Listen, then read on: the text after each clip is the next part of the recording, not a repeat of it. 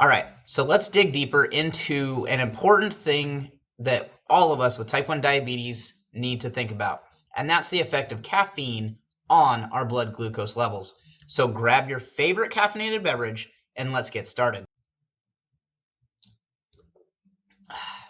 We all love our caffeine, whether it's coffee, tea, or our favorite energy drinks. But how does caffeine affect our blood sugar levels for those of us with type 1 diabetes?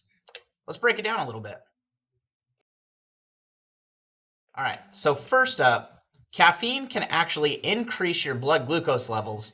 This happens because it stimulates the release of adrenaline. It's also called epinephrine, and that triggers the liver to produce more glucose, and at the same time, it reduces how effectively your insulin works. This is a combination for disaster when it comes to keeping your blood sugar at a good level while you're trying to enjoy your morning coffee. Like I said, it reduces your insulin sensitivity.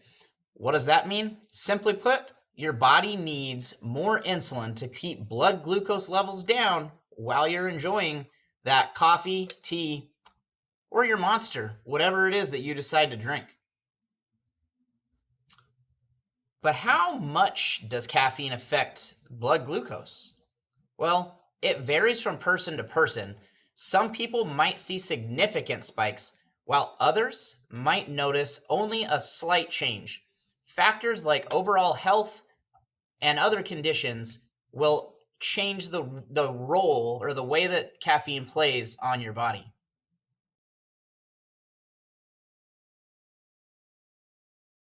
The effects of caffeine are also dose dependent. So higher doses are more likely to cause a significant increase in blood glucose levels compared to lower doses. So the triple espresso, or in my case, the Americano from Coffee Rush with an extra shot of espresso, is definitely probably going to be worse than that of a single cup of coffee in the morning. This has never been more true for me, and I noticed this firsthand. I went to have coffee with a buddy of mine, and we met at Coffee Rush, and I know that from drinking coffee at home in the morning that my blood sugar spikes sometimes with it if I don't perfectly time my insulin and I don't do it right. And I'll talk about how I do that in a minute. But so I thought that it was the creamer. I thought that for some reason the creamer is what was making my blood sugar go up, when in fact it was probably more the caffeine, because I barely used any creamer in my coffee. So now, knowing that it's the caffeine, I know how to go about dosing for it differently. And it's incredible to me what this is. For me, the way that I dose for my caffeine in the morning and for my coffee now is I will do, because there's carbohydrates in the creamer or whatever it is that you're putting in it. This is for my morning cup of coffee. That's just a normal day. I'm gonna do.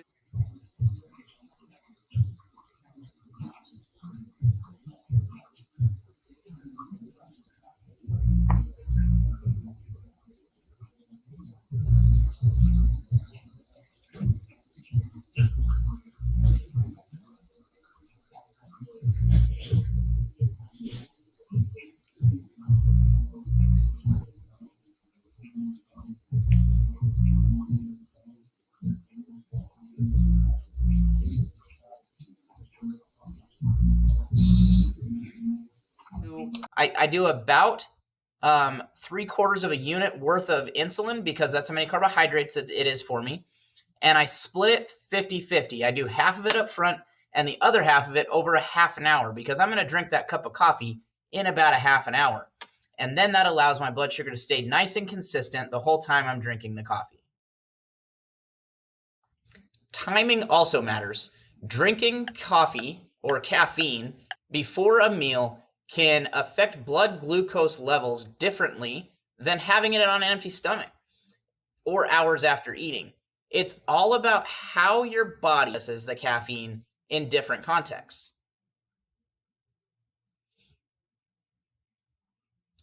So what's the takeaway here?